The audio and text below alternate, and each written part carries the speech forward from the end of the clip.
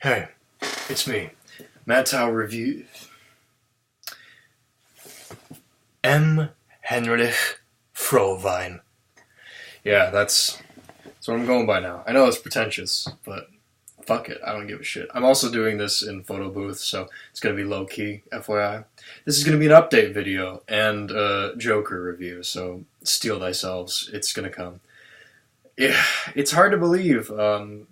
Almost 9 years ago, I started this YouTube channel. I was 10, and I made Bionicle reviews. It's fascinating to think about that. There's a different world in so many ways. I was a child. I was 10. I can't believe that. YouTube was such a different place than, like, it was a lot more interconnected, I find. What drew me was Six Shot Reviews 2, Greshlord, all the OGs of the Bionicle YouTube community, and they would review them. It was so simple. You just had a camera here, facing forward, and then you would have it on a tripod, and you'd have the Bionicle here, and you'd play with it, like, show its points of articulation. Yeah, it wasn't really a review. It's just like, hey, look at my cool Bionicle, but mine weren't that in-depth. I started out with a fake British accent. I was a kid. I was dumb. I didn't really know what to do. I didn't know how to navigate YouTube. I was really big into Gmod comedy videos, like Doctor Here Doctor, Vagineer, Rubber Fruit, and shit like that. It's so wild to think about that time in my life. I started out really influenced by that, and then in 2011 something big happened. I discovered the Nostalgia Critic, and it was like, that was big for me. That was the first, like, as I was experiencing my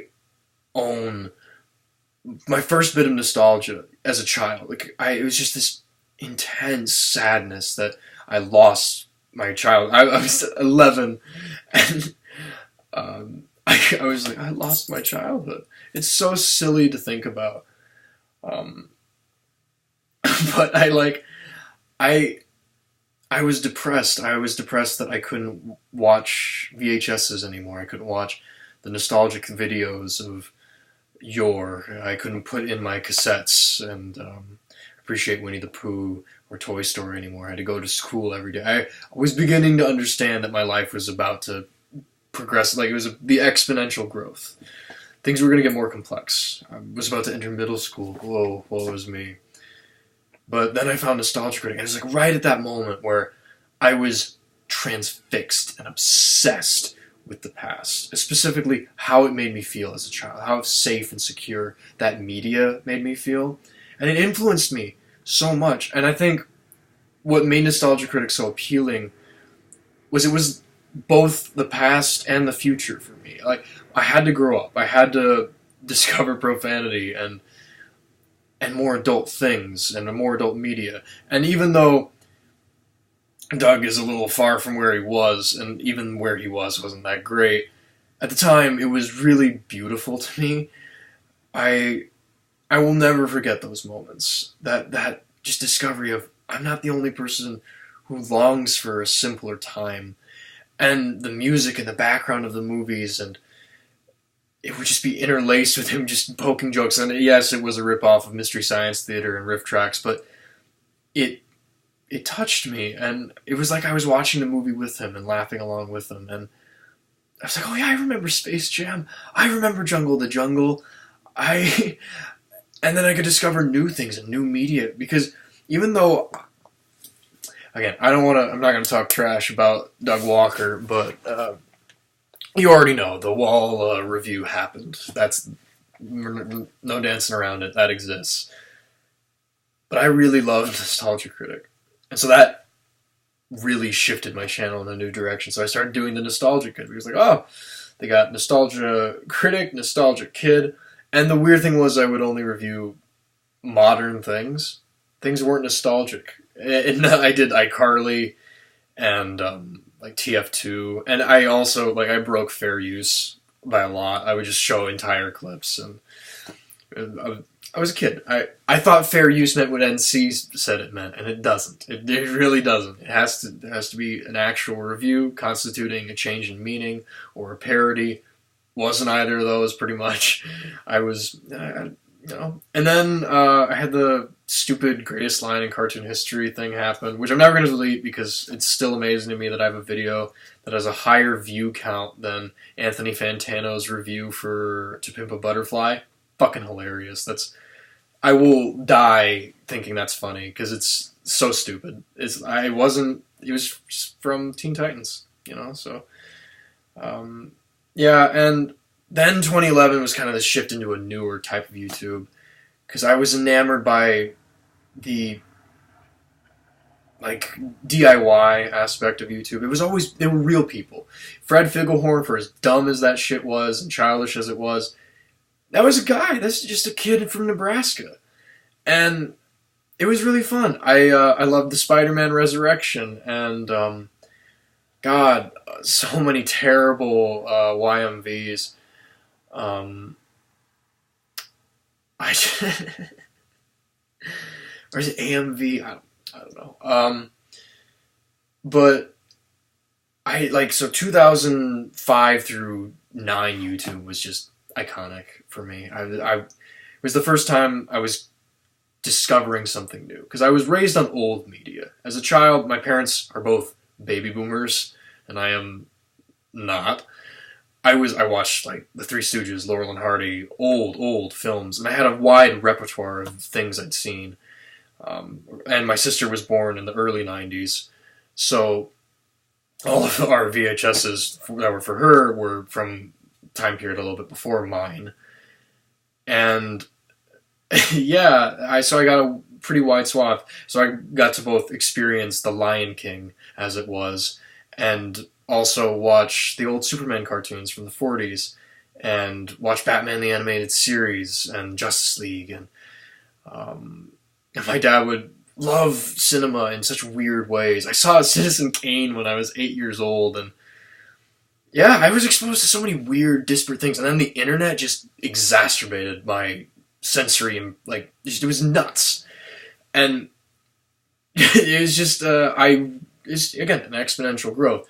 And YouTube was fun as a kid. It was not filled with corporations and with Vivos and, oh god, unboxing and toy videos and stuff evilly, insidiously marketed towards children and vulnerable people to buy products. And it was a community of actual people. I remember the 5 stars. I'm one of them oldies. I'm not that old, but I feel ancient in terms of internet years. And then, so you had that first era, and then 2011. Now this is where I'm coming in. And Jack's Films, and Tobuscus, and Let's Plays, and Minecraft, and PewDiePie, and it just got so nuts. And media criticism started to take on a new lens. Because I wanted to be a nostalgia critic. I wanted to create something that changed your perception of things and it could help you appreciate art in a new way. But I quickly found that Doug really is not good at that. He just has surface level reviews and he's not good at analyzing films and he's very biased and doesn't pay attention very well. I have a very vivid memory of watching his review for Interstellar, and he incorrectly mentions that in the movie Interstellar, in the context of the film, so narratively, they assert that human beings never landed on the moon in the universe of Interstellar. He's like, that's so dumb. That's not what happened. It's about propaganda and how people can be convinced that we didn't land on the moon. But Doug E. Walker missed that. And I realized, now that, I'm a young buck and I'm smarter than him, but I realized ego really can get to you. And it does. When Nostalgia Critic quit and came back, I was disappointed. He started out with Odd Life of Timothy Green. I'm like, a little weird, a little funky, I don't know about this. But then I discovered Nerdwriter, Every Frame Painting, and saw Lindsay Ellis branch off, and completely new absorption of cinema, and I was so happy with that. And yeah, and then the past 4 years, holy shit, so much has changed, like globally and media-wise. I don't even know where to start. I started to think of myself as a political person, as a libertarian, whatever that meant. I felt like that, like pretty much from 2014 to 15, once I discovered Parks and Rec. And Ron, so I was like, this guy makes sense. Because, like, I didn't hate gay people, and I thought that smoking weed wasn't necessarily bad. I was like, well, this seems alright. But I also, capitalism to me was like, oh, that's an inherent good. And then I woke the fuck up, and yeah, they say the right wing red pills you. Fuck that shit. The right wing is the blue pill. That is the Matrix.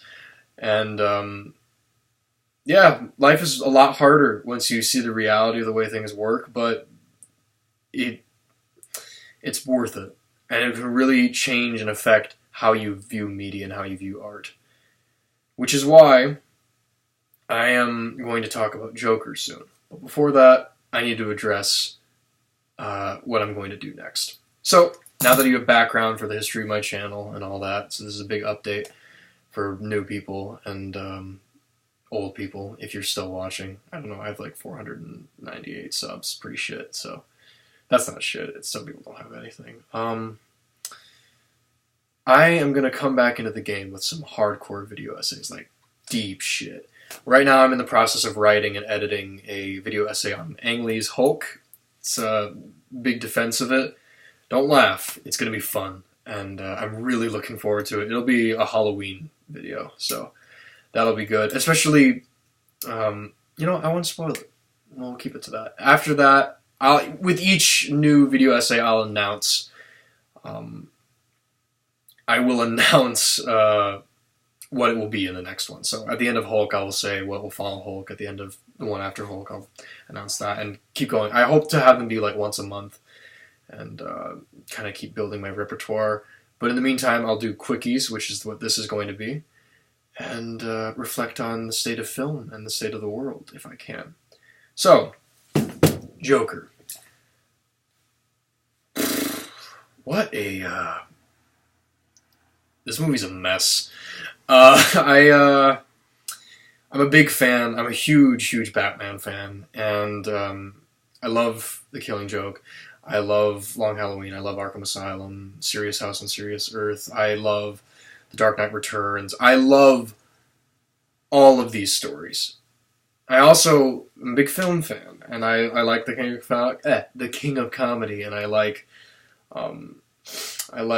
Taxi Driver. So I'm okay with the influences, and I appreciate on the purely aesthetic and technical level, this film is basically perfect. The performances are insane, just unbelievable. The cinematography is perfect. The soundtrack, the score by Hildur, I think it's like, I know it's she's Icelandic, I believe. I should be able to pronounce it, but it ends with Dottir, so I'm not gonna Gudnath Dottir. I don't know, something like that.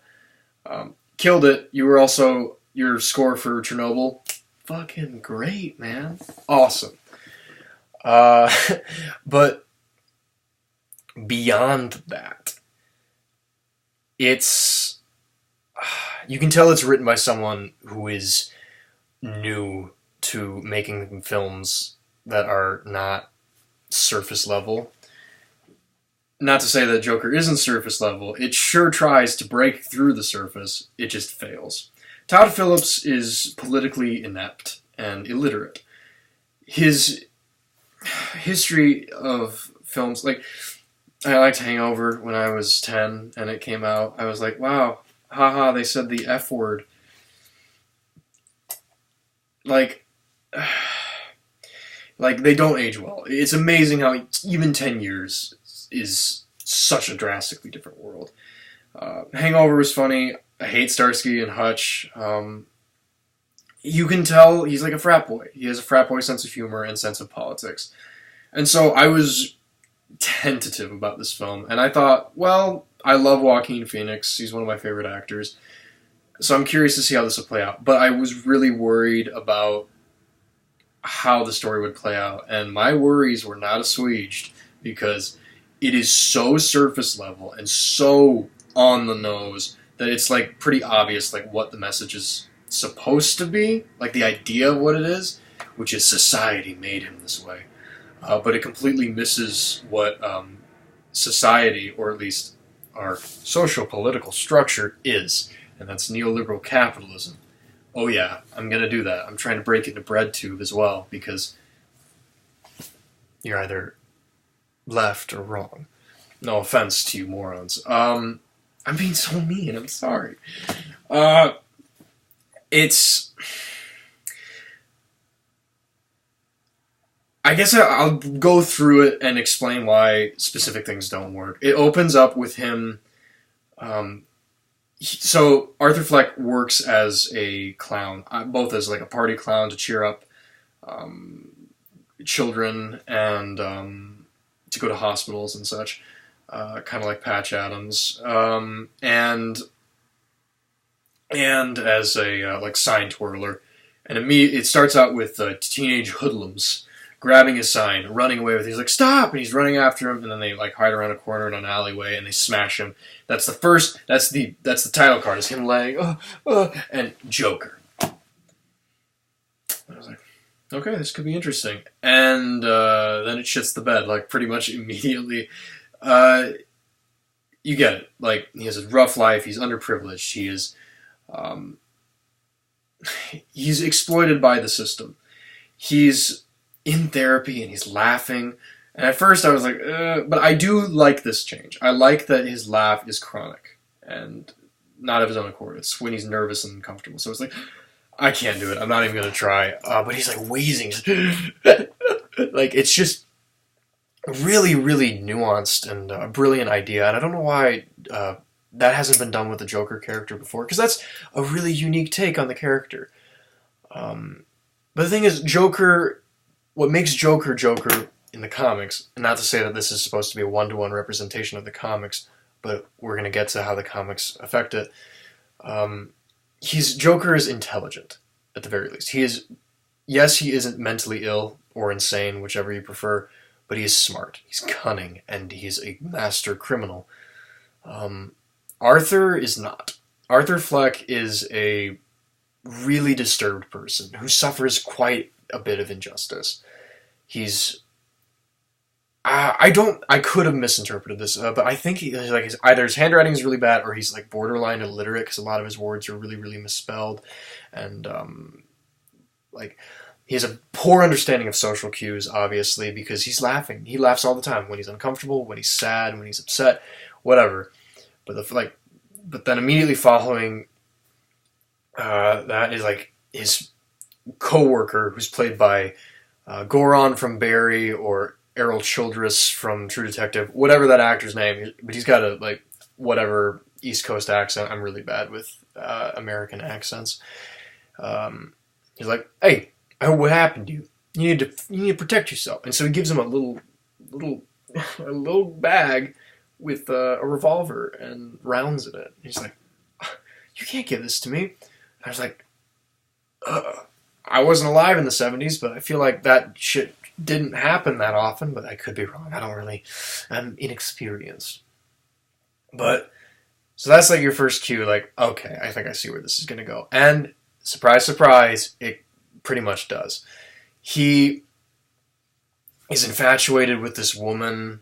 It's pretty obvious, like, from the get-go, she is an illusion. So he meets her, and she says, "This building is horrible." And then he's like really uncomfortably, like she's very not into it. She's like, okay. She's got a little daughter, and it's awkward and tense, and I liked that. Then he stalks her. Like, after you see his weird, like, Oedipus complex with his mother, who is seemingly also not quite all there, he stalks this woman. And then later she comes back and says, "Were you following me today, Arthur?" And he says, "Yeah." She says, "I thought you were going to rob the place." And he's like, "I have a gun." And it's like, haha, cutesy moment. But no, he's deluded. So you, like, at least for me, maybe not everyone else, because a lot of people apparently in my theater were surprised. Immediately, alarm bells. She should just, no. If she actually knew it, that would have happened. But it's not handled deftly, and I immediately knew the twist before it happened. And that was gross and awkward. But anyway, as the plot continues, he is performing at a children's hospital. He drops his pistol because, of course, he does. And he gets fired, and he smashes his head. And then he's on the subway, and these Wall Street assholes are harassing this woman with French fries. And he starts laughing uncontrollably, like he does, because that's what he does. And the Wall Street guys, they start beating him up, and he shoots and kills all of them. Shoots the first two, and then one of the other ones gets shot in the leg, and then he runs away, and he chases after him and kills him. And there's a really well done dance scene. I think it's probably the best scene in the film, where he's in a bathroom. He's so overwhelmed, but he feels control. It's like this perfect narcissistic rage. Just like he's like beautiful physical acting from Joaquin Phoenix. No complaints there. But that inspires people to politically take charge against the wealthy elite of Gotham, because, well, people are impoverished. They're super rats. It's awful. There's a workers, a city strike by the garbage men, and it's awful, terrible. And they have every reason to be angry about these things, especially while Thomas Wayne is saying dumb shit like, well, anybody who is angry and spiteful at those who've actually earned something and made something of themselves is a clown. It's dumb. But Todd Phillips doesn't know what this film is trying to say. And I normally don't go for auteur theory, but even on its own, if you didn't judge it, it's messy. Because then what happens is you as an audience member are led down this trail of like, the rich are exploiting the poor. This is bad. Arthur is poor. He is being exploited. He's mentally ill. This is bad. The funding towards his treatment for his mental illness and laughing fits and the like, and his therapist is cut by the city, insinuating that they're connected with the economy. He's like, we need money. We gotta like cut these unnecessary social programs. Okay, interesting anti-capitalist. There's a tinge of it. And then there's this insinuation by Arthur Fleck's mother, Penny Fleck, who says, Thomas Wayne is a powerful, extraordinary man. We used to be together, you know.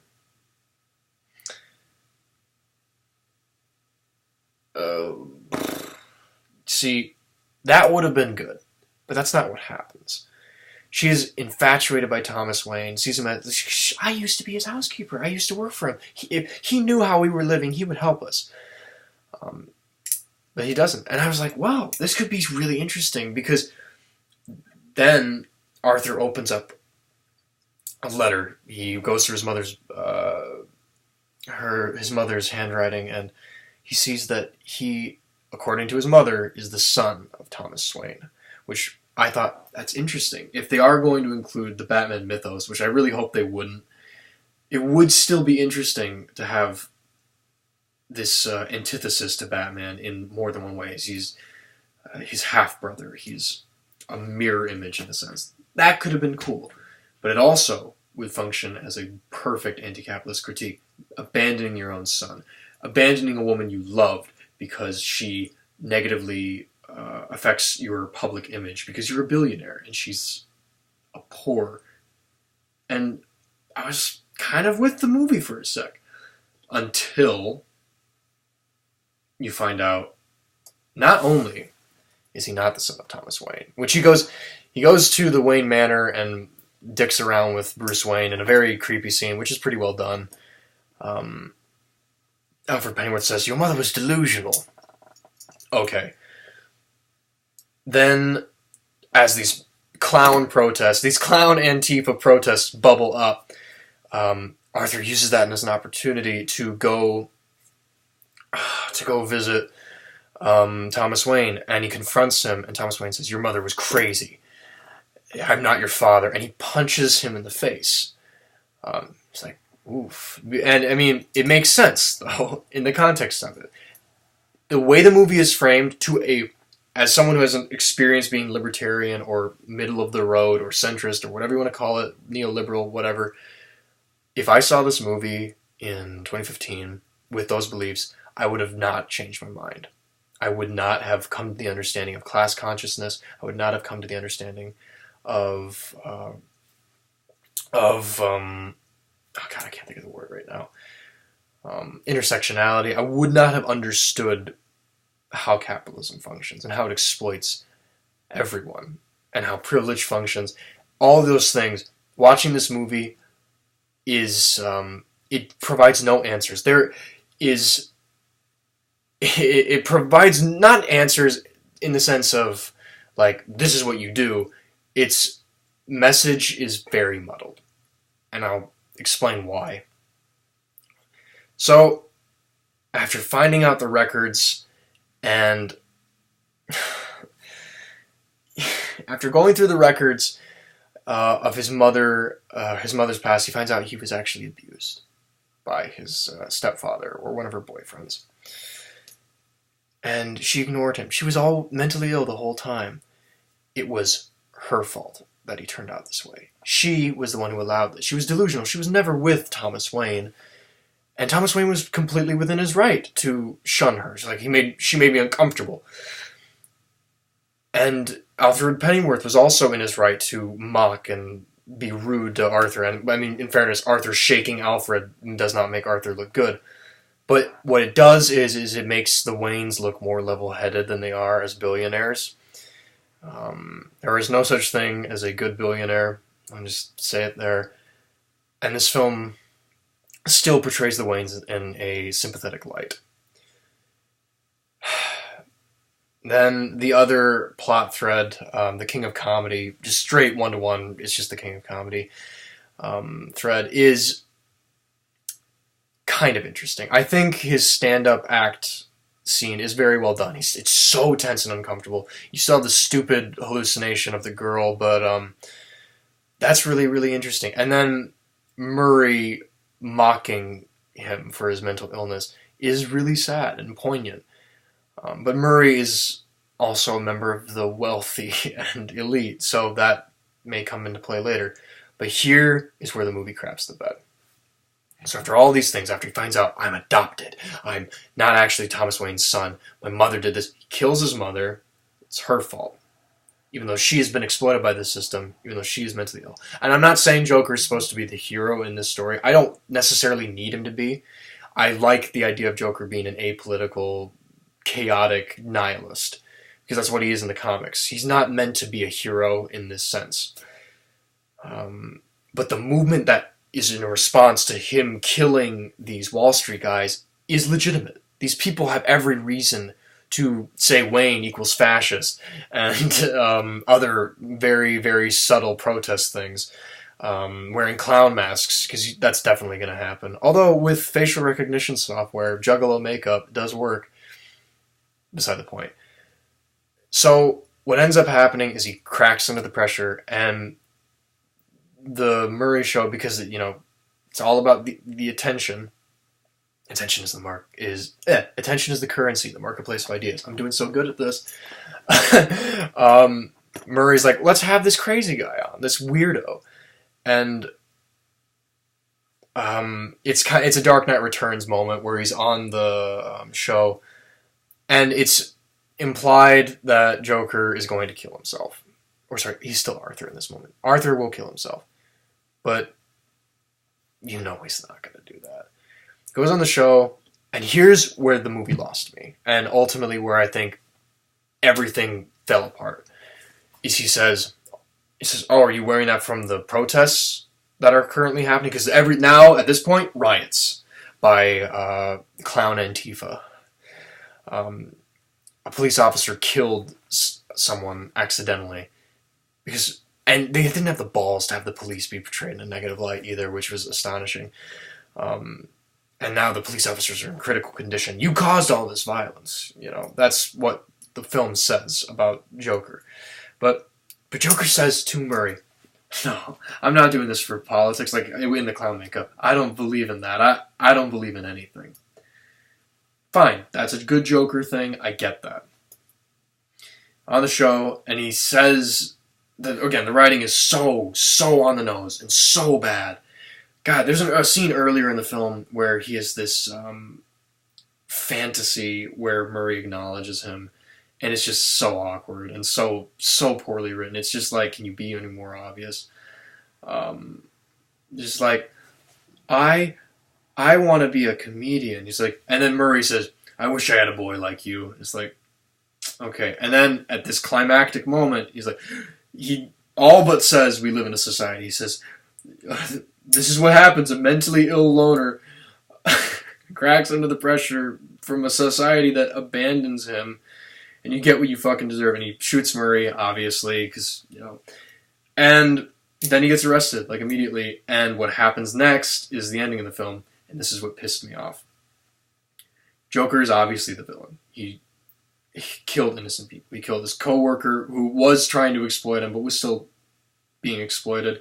He kills his mother. Obvious, he's a villain. No disagreements there. But what pissed me off and ultimately muddied the entire thing is the protesters, who have a legitimate reason to protest, the clown Antifa, embrace Joker. And then someone kills Thomas and Martha Wayne. Joe Chill, obviously. And it's framed as being sad. Because poor Bruce Wayne. Obviously, like, look at this chaos that it inspired. Like the police are never really criticized in the lens of the film. The establishment is not criticized. It's just the rich, which, in fairness, yes. But the government interacts with capital. And what's implied is Joker is just going to be used as a vessel. Like Antifa or any protest movement, especially now, is just a vessel for people to let out anger and aggression. They're just violent. It's just these violent Antifa super soldiers. And that insinuation soils the film. Soils it. And if I was watching this as a libertarian, I would miss that. It's like, I know that some people came out with that apolitical thing. It's like, we can do better as a society to treat our mentally ill. Yes, we can start by not allowing private hospitals, not allowing private medicine, and not allowing for neoliberal capitalism to do these things. The protesters, the rioters, are in the right, and the film is muddled about that. But then it ends, and he's like the fully realized Joker, but he's really not. He's still not really a criminal mastermind, but there's this implication somehow. There's even a throwaway line earlier. Thomas Wayne says, "Do you ever lay a finger on my son again, I'll kill you." Haha, he's going to fight Bruce Wayne later in life. But I think that ultimately the Batman mythos is what detracts from it. I think if it was just a story about a man who becomes a clown and actually instigates a proletariat uprising, there could be something interesting. Or if it went down the route where Wayne tried to cover up his affair or something, I think that would have been better. That would have made sense. Joker could have been the one, and I usually don't like Joker being the one to kill Thomas and Martha Wayne like in Batman 1989, but it would have made sense in the context of this film. But no, it's just some guy. He's inspired by the chaos. It's all about the chaos. That's what people really want. They want violence. They don't actually care about their well-being or anyone else's well-being. They just hate the rich. And I know that a lot of socialists will watch this film and take away the good things from it, but that's the problem. Is there are good things in it, but I feel like Todd Phillips and the film itself, with or without Todd Phillips's inept politics, it does not understand capitalism and why it causes jokers and criminals to happen all the time. And yeah, there Yeah. Beyond that, I don't know. I have minor nitpicks, I guess. There's really bad green screen on the bus, but again, shoestring budget. The CG blood, ridiculous, absolutely terrible. Um, but yeah, I think that's pretty much all I have to say. Um, I would say see it, especially with the state of superhero films, because this is going to be a milestone for sure. I appreciate the fact that it exists. I'm happy that people are trying to do new things. Even though Todd Phillips didn't do it particularly well, I'm happy that they're trying to do something that isn't just the Marvel formula, that isn't just the cookie cutter, obvious hero who's quippy and obvious evil villain. Not that all MCU movies are bad, and I wouldn't agree with Scorsese that they're not art, or, I'm not a snob about that in any sense, but they have definitely decreased in quality and become average. And if there's anything I hate more than a bad movie, it's an average, inoffensive one that doesn't challenge the audience. And that's most Marvel movies, besides the Guardians of the Galaxy films, or